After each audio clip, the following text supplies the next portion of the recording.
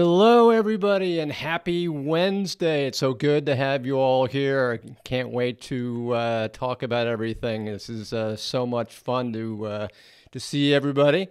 And we've got so many people from all over. I'm seeing Shelley from Pompton Plains and seeing Alberta in the Hudson Valley, and Cynthia from Missouri. Um, and let's see, Bobby from Indiana, and also Annie's here. Hi, Annie. How are you? This is just so much fun to be here again. I love coming to see you guys every week and talking about all these different topics that really kind of are near and dear to my heart about spirituality. How can we get closer to spirit? How can we improve our own meditation? And how can we improve, our own lives and really, reach out to do better for us, do better for the world, and what is it that we can do that, really makes a big difference both to ourselves, our loved ones, and the rest of the world around us. So one of the things that I wanted to talk about today, as you may have seen in the introduction, was really talk about some of the tools, especially meditation, how we can work with meditation and different types of tools to get closer to spirit. How is it that we can get that much closer to the spirit around us, to the spirit world? What is it that it takes to get so much closer to the spirit world?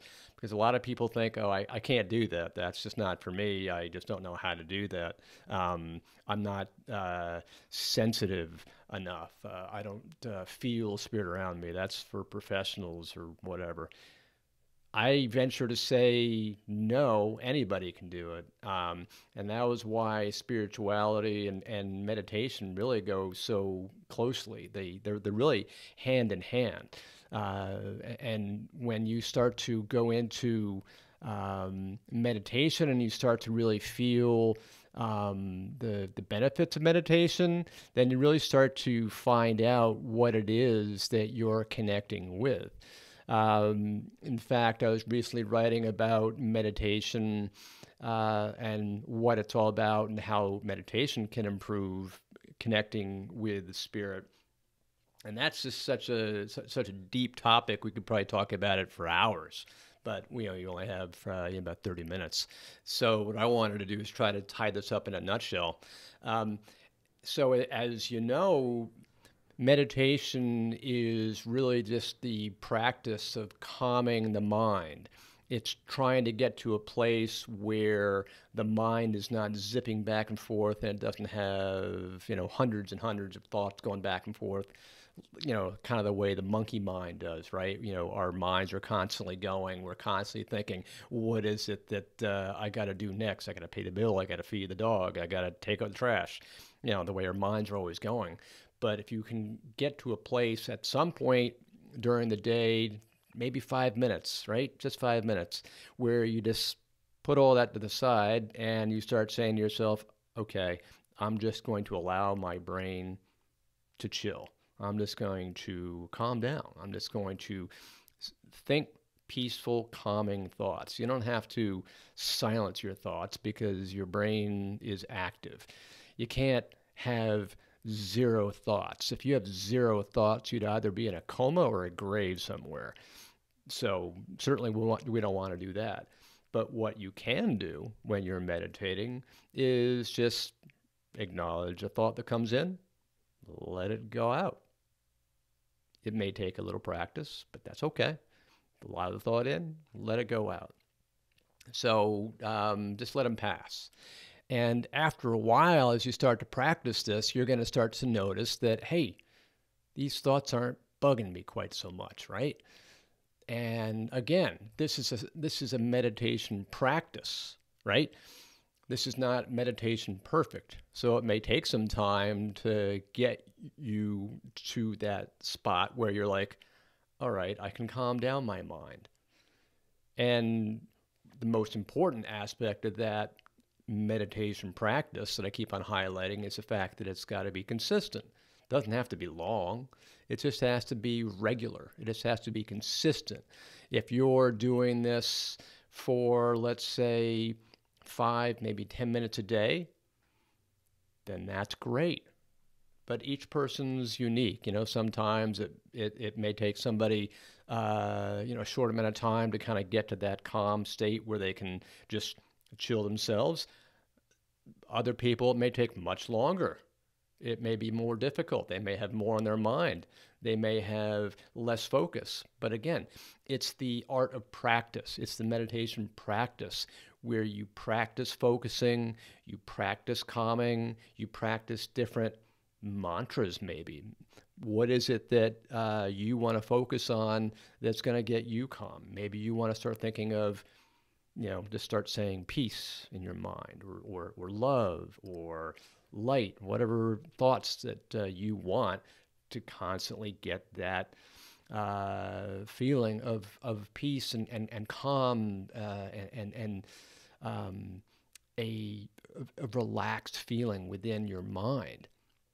Now, the most important part of meditation, whether you're doing a meditation for 5 minutes or you're doing a meditation for 5 hours, is the consistency of that meditation.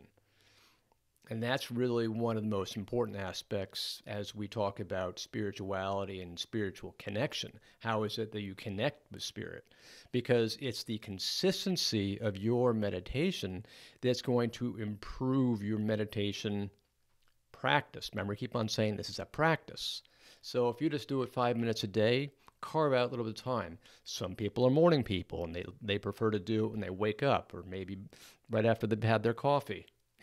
For me, coffee's critical. I've got to have my coffee. Get in front of me before my coffee, I'm going to come after you with a hatchet. Some people are okay before the coffee. Some people prefer to do it in the evening. They want to wind down. They want to just kind of relax and say, meditation's perfect for me. In fact, write down in the comments how you feel meditation would be best for you. Do you feel like you're a morning person for meditation, or do you feel like you're an evening person for meditation? And add why. I'd love to see kind of your responses. So when you're doing your meditation, again, whether it's the morning or the evening, you only have to do it for, say, 5 or 10 minutes, but it's the consistency. Try to do it every single day, or maybe every other day. Make it a regular event, okay? And there's a famous saying in mediumship circles that says, if you don't have time to meditate, then you really need to meditate, right? And I remember people telling me that. I was like, oh no, I don't have time to meditate. I'm just too busy. I got too many things going on. And somebody kind of stopped me and said, if you don't have time to meditate, then you really need meditation. And after a while, I kind of sunk into my head. I'm like, he's got a point. I'm like, okay, I understand that now. So ultimately, the question then becomes, what is it that meditation can do for your own spirituality, and how is it that meditation is going to help improve your connection to spirit, right? Because that's really why so many people, besides the other many benefits of meditation, like relaxation and health benefits and mental benefits, in many cases, they're trying to connect with spirit. Right? One of the ways that it really helps benefit your connection with spirit is the fact that you're starting to focus on the person within, because you're going in. Meditation is all about going within, right? You're focusing on the you, on the inside. You're trying to focus on the person that's inside you, the spirit within, the self, right? You're trying to connect with the most central of energies that you've got, the now. You're trying to focus on the now. And as you focus on the now, everything else fades away.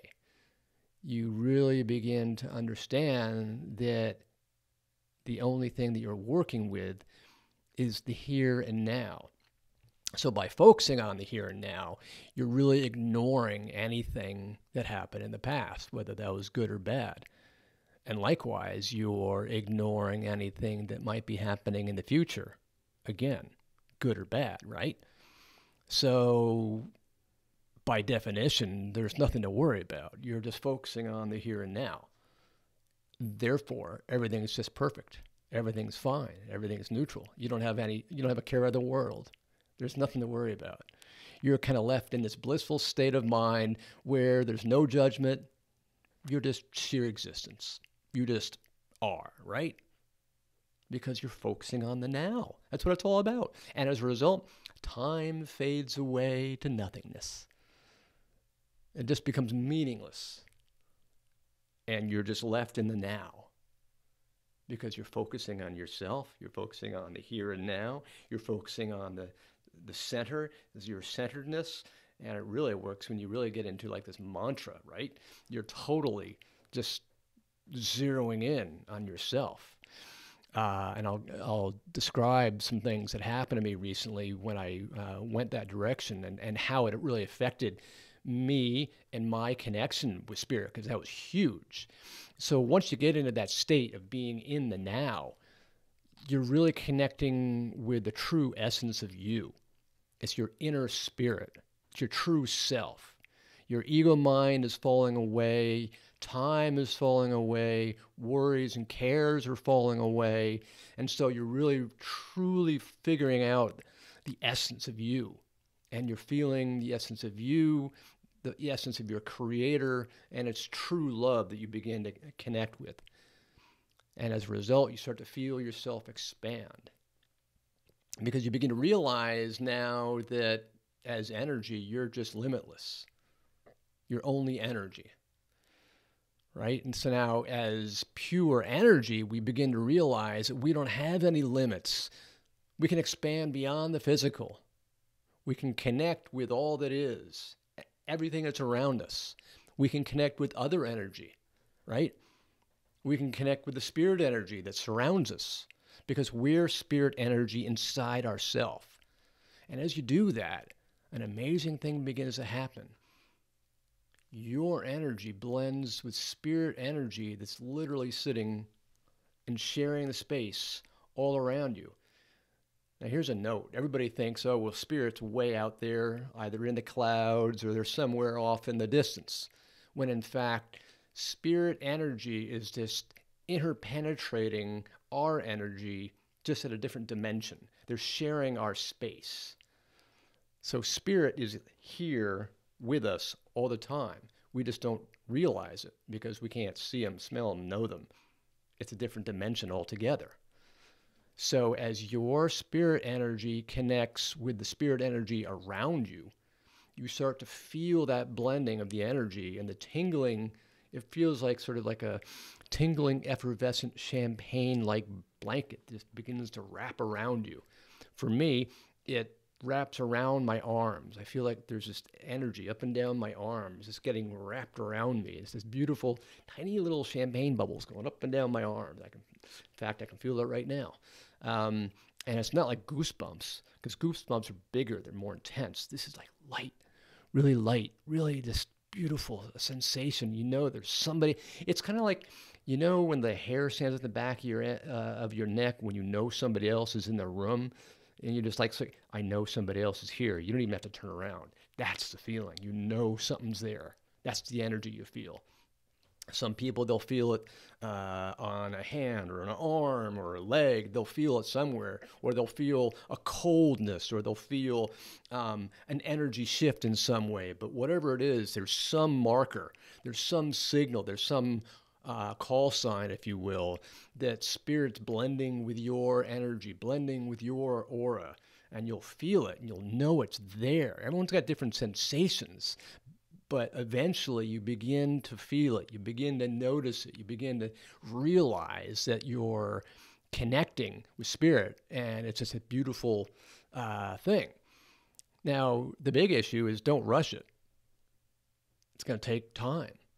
Some people might be a little faster. Some people might take a little bit longer. For me, it took me like a year. I wasn't even searching for it. Remember, I just kind of stumbled on it. I didn't even know what I was doing. Somebody said, hey, wow, You might want to go try meditation. I'm like, okay, cool. And I, tried my own meditation. I tried, after doing lots of searches, and this is the big thing for meditation, is find a meditation that you like. Everybody's different. Some people like one kind of meditation. Maybe they might like another one. But whatever it is, make sure that meditation resonates for you. Focus on that meditation, work with it, just let it go. And eventually, as you're doing your meditation consistently, you're going to get to that point where your inner spirit is starting to become bigger and bigger and bigger, and you notice that it starts to expand beyond you, and it starts to connect with the energy around you. And I think that's kind of like the issue. It's like nobody really realizes that they're truly spirit. Everybody's kind of pinching themselves. They're saying, "Hey, wow, I've got like this this meat suit." But you got to realize, people, that we are spirit on the inside. We're energy. And I'll go to the science aspect of it, because quantum physics, if you remember, has proven that 99.9% of everything in existence is just empty space. And it's all energy. Now, if you were to take that, the carbon atom, for example, go to the nucleus of the carbon atom, blow it up to the size of a golf ball, its electron will be over 2 miles away. Everything else in that 2-mile space, it's just empty space. It's energy, right? So we're all energy.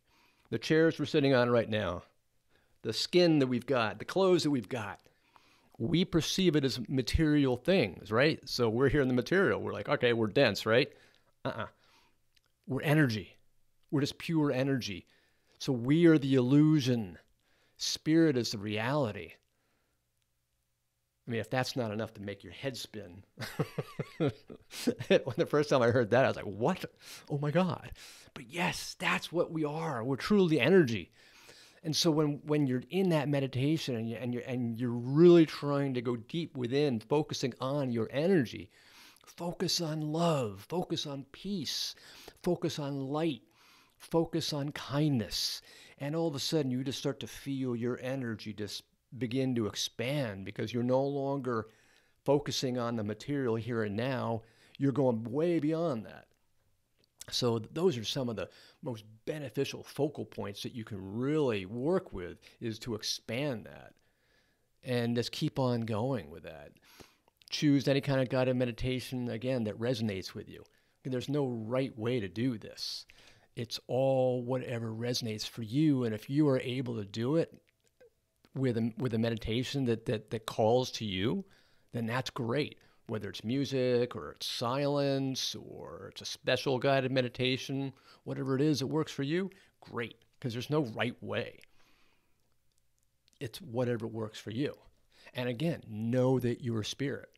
It's knowing that you're a spirit enables you to connect with the spirit that's right next to you, all around you. You're surrounded by spirit. Remember, people, we are energy. Spirit is energy. We just happen to be surrounded by this dense physical body and these dense physical things all around us, whereas spirit doesn't have that limitation. We're limited by our physical material existence. They're not. So if you know your spirit and you know spirits all around you, and they're so joyous that you're finally trying to reach out, because they feel you expanding and searching and reaching and trying to get to them. And they know that you're on your journey. You're trying to explore. You're on a new adventure. And realize that you have the spark of source energy within you. Because we all came from the same place. We all came from the same source energy. We are energy. We all came from the same source energy. So we have that spark of source energy within us. So know that with the spark of source energy within you, you also have true love within you. That energy, that true love, still within you, right? So let that out. Let it shine. Let your energy shine. Let your existence shine. Let that love shine. Let your spirit shine, because you are a light, and that's gonna be what really attracts spirit to you, is your light, your love, your joy. Okay, and the more that you do that, the more that you're just really getting that uh, energy so much higher. And it's all about the vibration. Remember, I've talked about the vibration before. The higher the vibration, the more you're going to connect with spirit, because spirit is at a very high vibration. If you're able to get to the point where you're really driving higher vibration, you get a great connection. So express that. Express that high vibration. Express that love. Express the harmony that is within.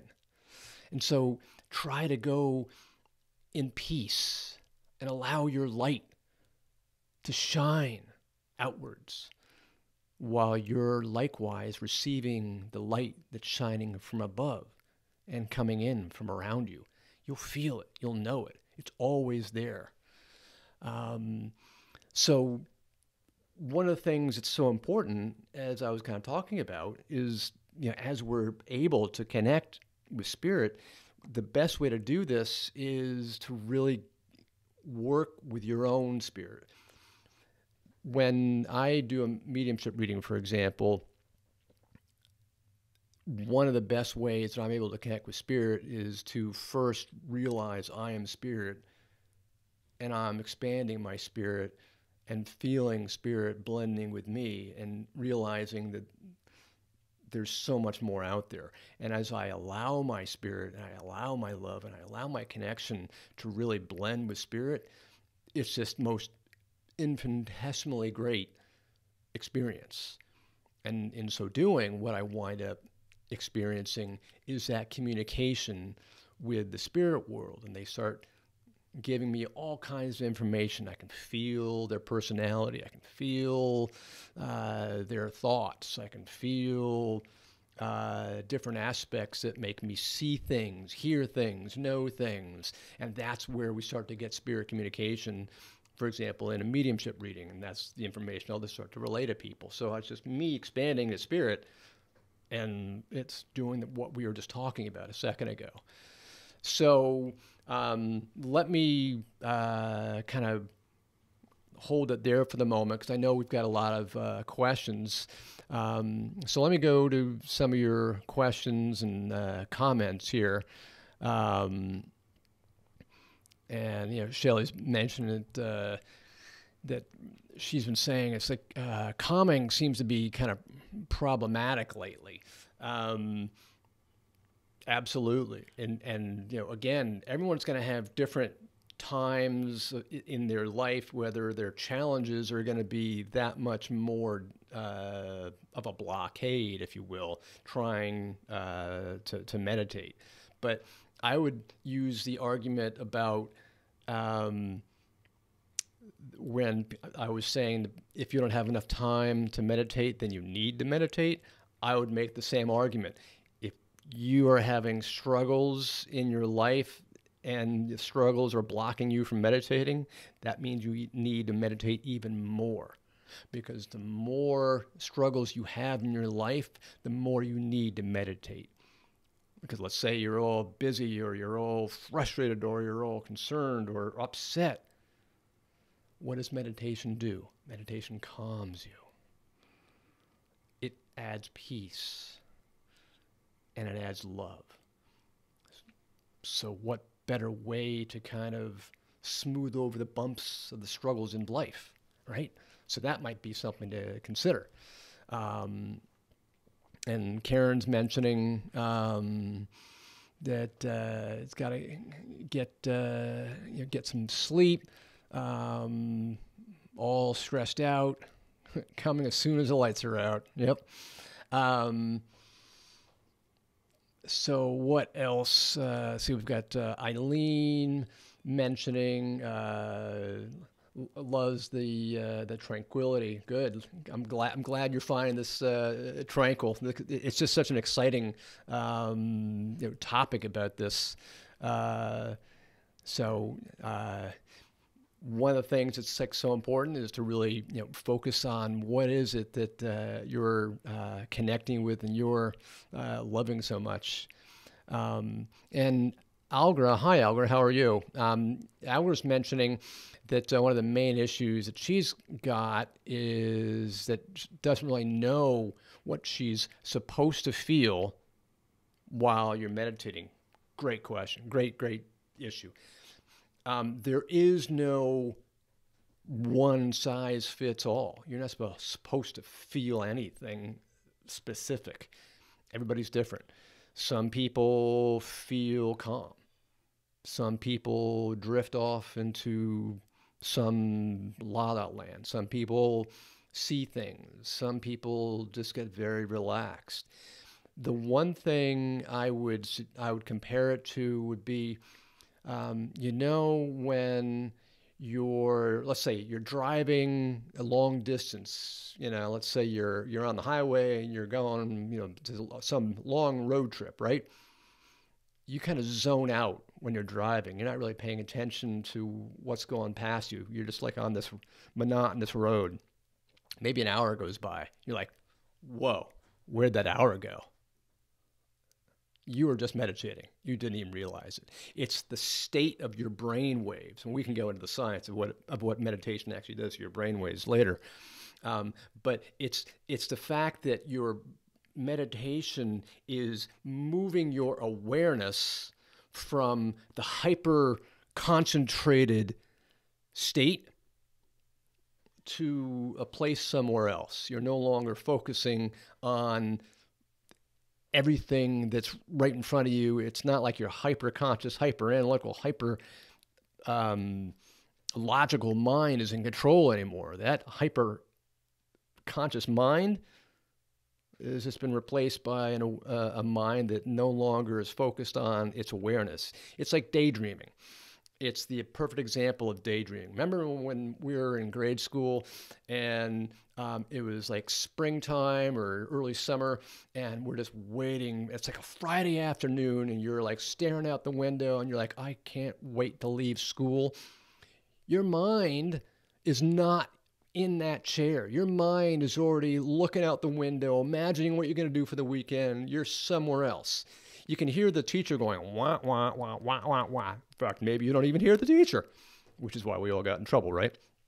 But it's like daydreaming. You're just off somewhere else. Your mind is gone. Your body's here. Your mind is gone. You're somewhere else. It's like daydreaming. And in fact, that's somewhat similar to what doing a reading is like. When we're connecting with spirit, our awareness is somewhere else. We're gone. It's daydreaming. So that's kind of like the perfect feeling, right? So when you were asking about what's a feeling, it's just like a very calm state, very relaxed state. You're just chill. Your mind's kind of floating off somewhere else. You're not here. You're just gone.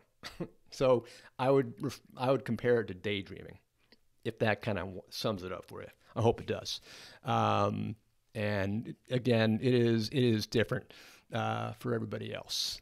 And Alberta's saying that she generally feels the connection with spirit at the lower part of her legs. See, everybody's different, right? So thank you, Alberta, for that. And Debbie's saying getting tingles on the top of the head. See, everyone's got their feeling in different places. That's the whole point. Everyone's unique. It's not a cookie cutter. It's not one size fits all.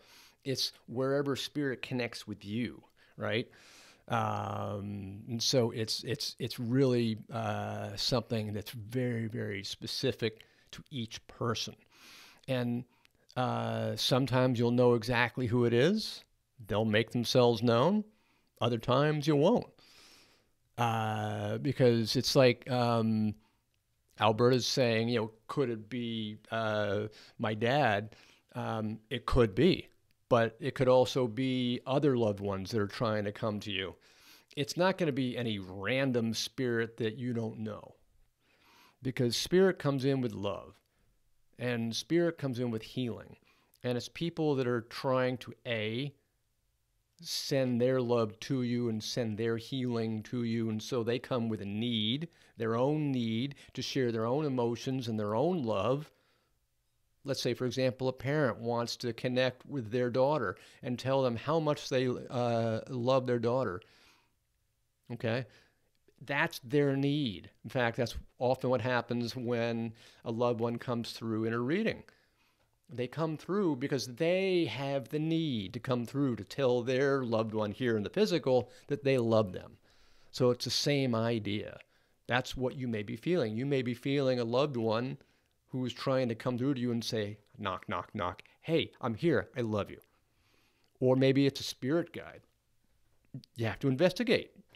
Again, this all takes practice. So in some cases, it takes years to figure this out.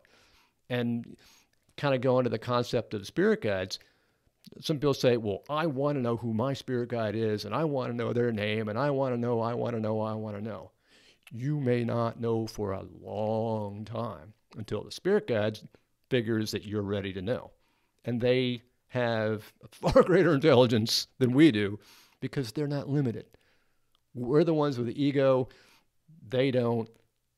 So they're all set. So just go with it. It would be my suggestion, right? And Cynthia is saying that sometimes she sees a person. Wow, that's great. Sometimes people have what's called objective clairvoyance, meaning that you objectively see somebody, or see something. It's with your physical eyes. That's the objective aspect. The vast majority of clairvoyance is subjective. It's with your mind. It's like when you close your eyes and you imagine seeing an apple. I see an apple. Yes, that's subjective. But when you open your eyes and you see somebody standing there with your physical eyes, as if you could touch them, that would be objective clairvoyance. So if somebody actually wants to materialize and show themselves to you, that's what they're able to do because they're energy. And energy can be changed in any way that the person wants to do. Interesting. And also, Baron saying feels it on the left side. So again, that's another point. Sometimes people will feel their guides and their spirit loved ones come in from one side or the other. Sometimes it's from the front. Sometimes it's from the back. Sometimes it's from above. Everybody's different, so it's all over the place. And Shelley's asking, how can you fight anxiety so that you can meditate? Great question, Shelley. This would probably be a whole another session's worth, but let's try to do it succinctly. What I would say would be if you are just focusing on love, maybe make that your mantra.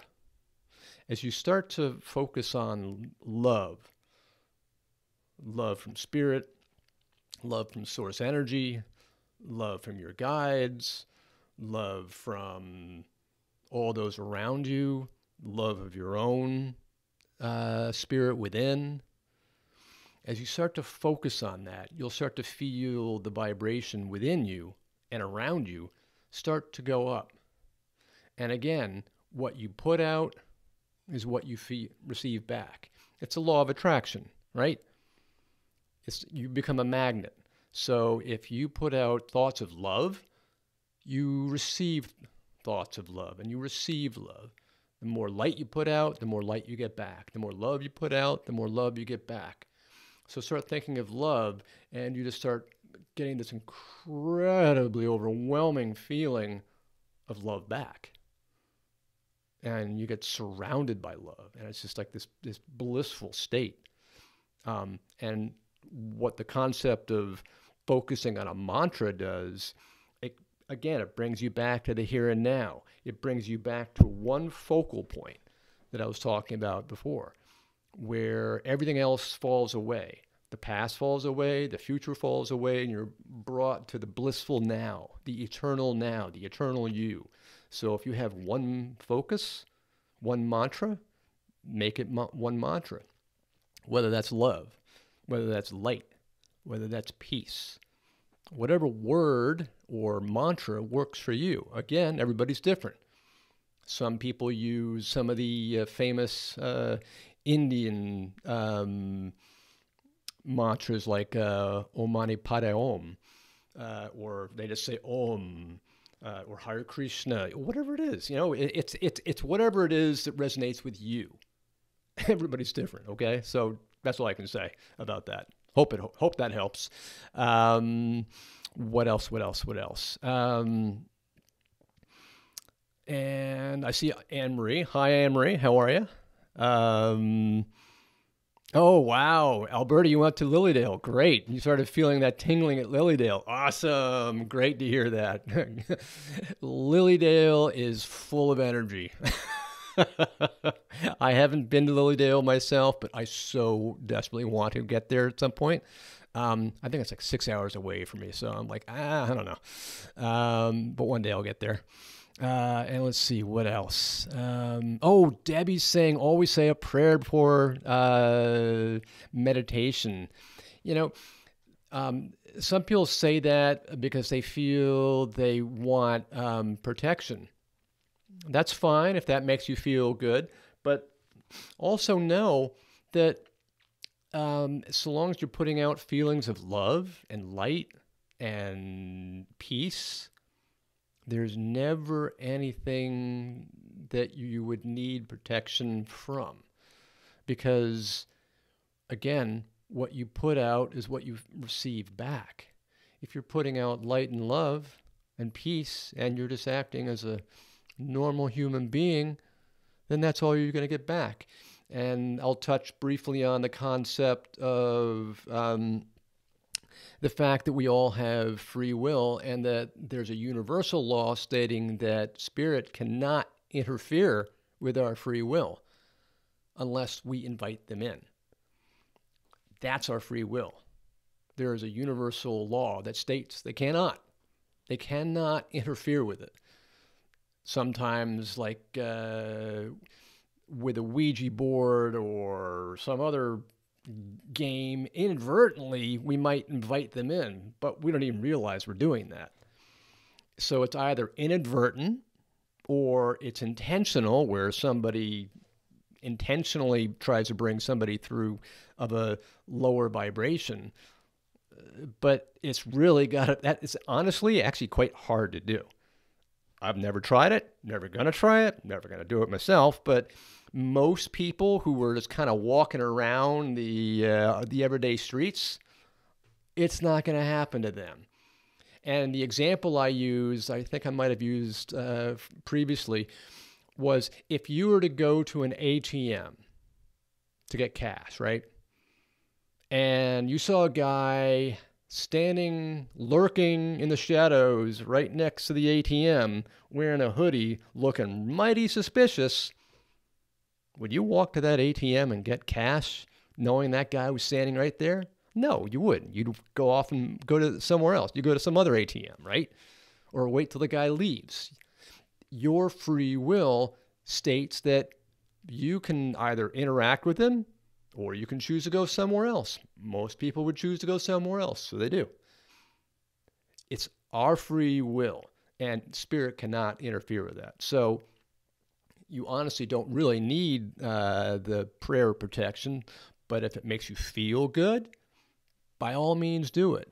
Definitely say a prayer of love and thanks, and that really helps you raise your vibration. I mean, I always say a prayer before every reading just for thanks and for love, because it helps raise the vibration, and it adds such focus of love to spirit and to source energy. And when you add that intense thought energy of love and focused on love, it really makes the energy quite intense.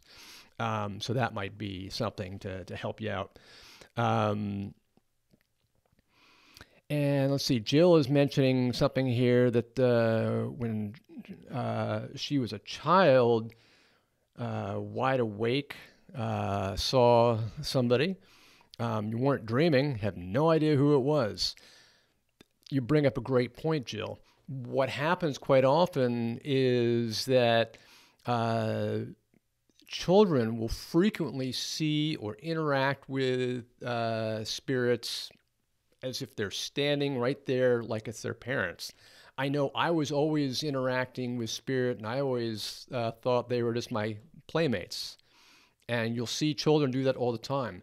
And you hear the constant phrase, oh, my child's having an imaginary play date, my imaginary friend. But it's not imaginary because children are unlimited. Children still believe in the Easter Bunny, Santa Claus, unicorns, anything is possible. Their ego mind is that small. Anything's possible. They're unlimited. And because they're unlimited, they're able to see and interact and work with spirit. Nothing has been shut down yet because they're children. They're allowed to believe. Whereas we adults have a logical, analytical mind where we have to think certain ways and this is what you got to do. And if you start thinking outside the box, oh, you're in trouble. Children don't have that. So, Jill, when you saw that personages when you were young, then you were seeing them. They were right there because you believed anything was possible. Maybe you actually did see a unicorn. I don't know. But whatever it is, it's possible.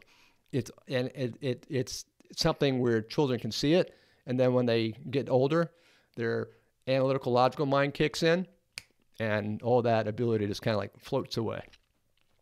And Baron is saying, yes, that Baron says, I say a prayer to my angels and spirit guide during meditation. Great. See, that's beautiful because you're bringing in love. You're adding it for love, and they appreciate that love. So you do that, and it's all about the love. Yes, and Alberta's saying TV makes me scared and all about the paranormal. Yeah, guess what? It's TV, it's Hollywood, it's all the stuff that we watched when we shouldn't have been watching it, really, because it gets our minds going, thinking, could that really be happening? Gosh, they're playing on our fears, right? That's what sells. So I get it. I mean, I was that way too. And yeah, Debbie's saying, usually say a prayer asking for white light to surround you. Totally. Yeah, absolutely. Yeah, don't touch Ouija boards. Nuh-uh. Not a good idea. And Jill's saying, can dogs see spirits? Absolutely. Dogs and cats are much more sensitive there because remember, we're able to detect spirit using our non-physical senses, our psychic senses, clairvoyance, clairgustance, are any of the clairs that are there, especially the clairsentience and the clairvoyance, which we're able to detect them. And the animals are not only using their mammalian brain, which is right back here, but they're also able to use their psychic senses because they're not using speech the way we are. They're not using things, so their senses are that much more, how can I say this? They're more hyper aware. It's like when a person loses one sense, let's say they are born blind, all their other senses kick into high gear to make up for the loss of one major sense. So yes, animals can definitely see and sense things. I mean, for example, when you see a cat or a dog staring at one space about hip level off in the distance in your house, and they're growling at something, they'll detect the energy. They know somebody's there. Or sometimes you'll see a cat curled up in their owner's favorite chair that they always used to sit in when the owner sat in that chair, but they didn't sit in the chair after the owner died. And then all of a sudden one night they jump in the chair and they just don't want to move. Why is that? Guess who's sitting in the chair? The loved one, the owner, right? They've come back. And so they nestle themselves with the energy of their loved one. So that's one thing that really helps. And let's see what else. An imaginary friend. Yep, exactly. Um, oh, thank you, Debbie. You were talking about my book. Yeah, I love the everything I'm talking about is in my book, amongst with lots of other things that are in my book as well.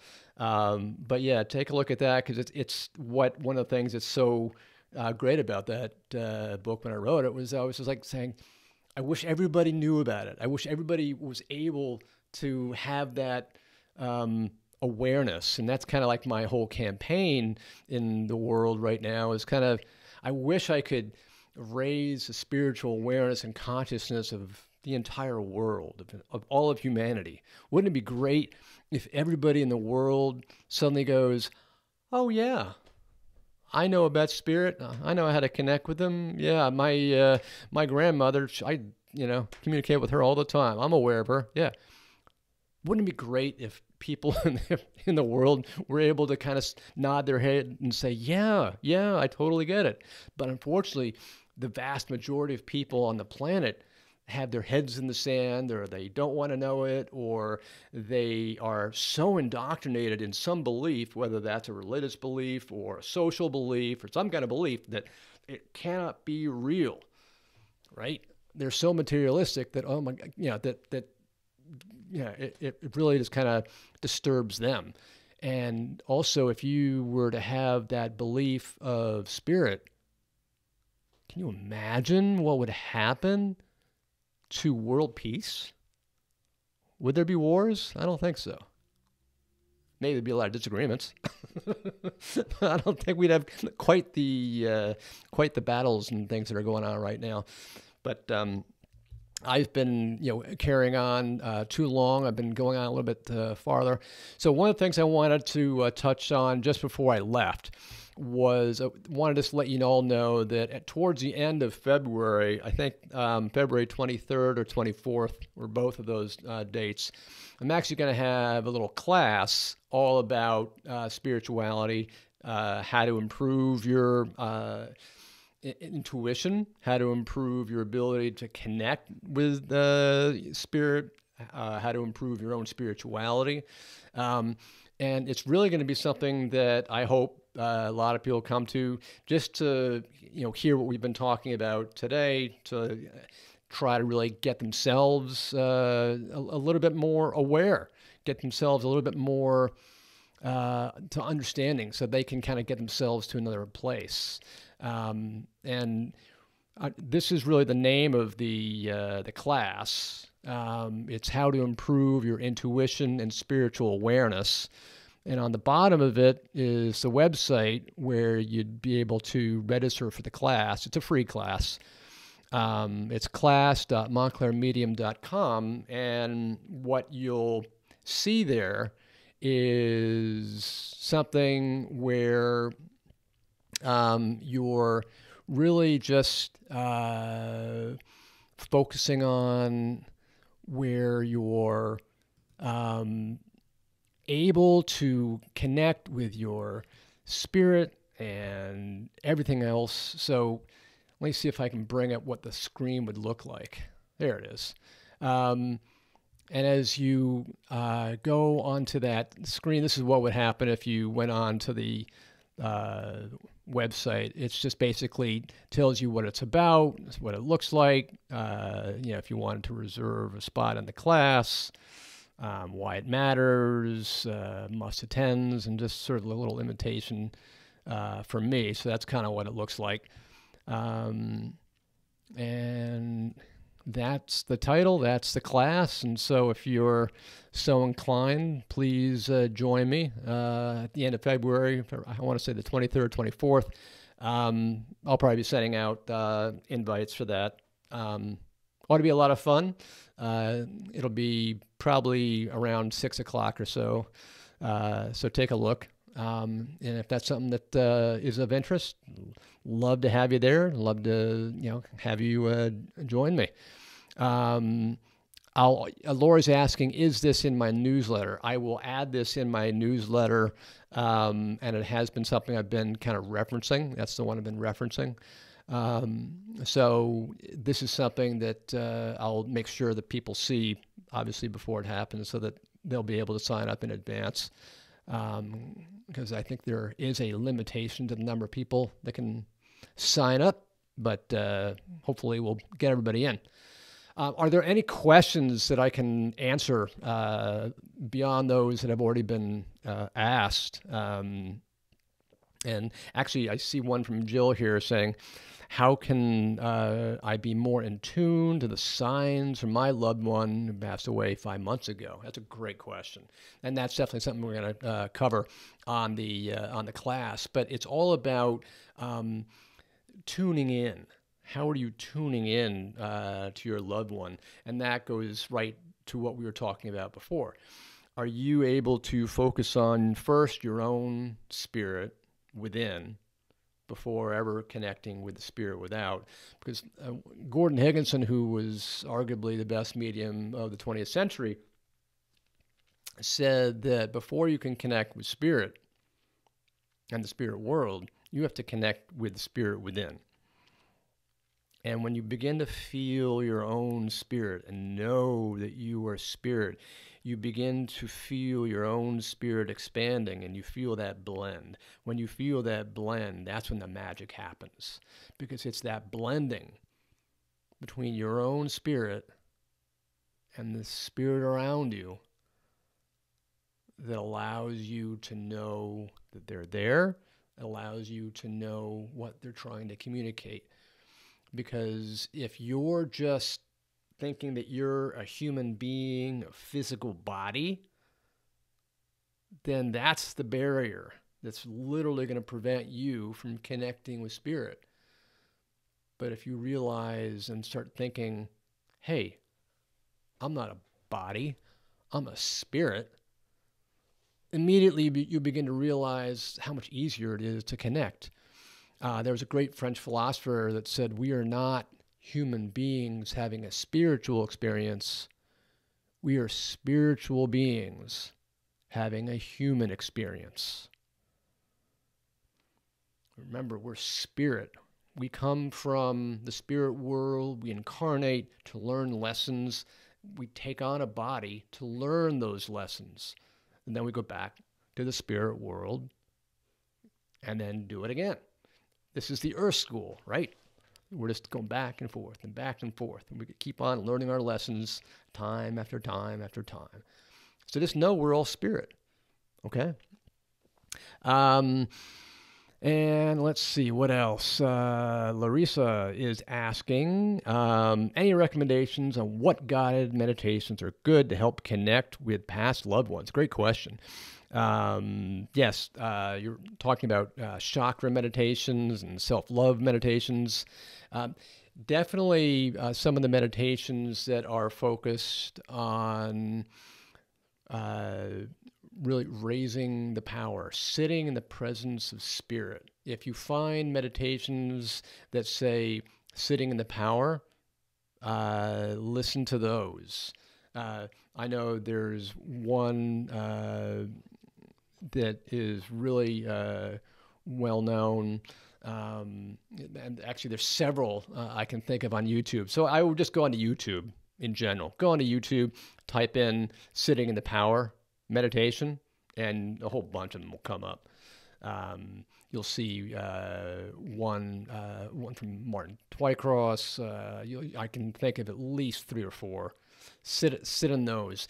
What that'll enable you to do is to really go back to what we were talking about before. It'll talk about guiding you into your spirit and enabling your spirit to expand. It'll expand so far you'll be connecting with the Great Spirit, and you'll start feeling the connection to source energy and the spirit world itself. It's going to feel like an out-of-body experience, honestly, which is the concept.